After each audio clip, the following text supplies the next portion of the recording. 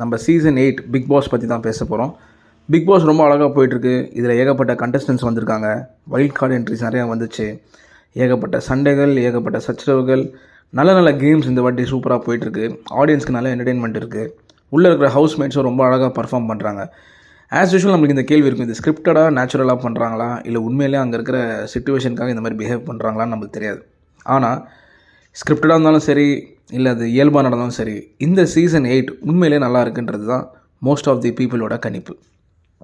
Especially இந்த ஹவுஸ்மேட்ஸோட games, இந்த big pass டீமில் இந்த வாட்டிக்கு இருக்கிற டெக்னிக்கல் டீமும் கேம் டீமும் சூப்பரான கேம்ஸ் எல்லாம் டிராஃப்ட் பண்ணியிருக்காங்க. ரொம்ப இன்ட்ரெஸ்டிங்கான கேம்ஸ் இருக்குது.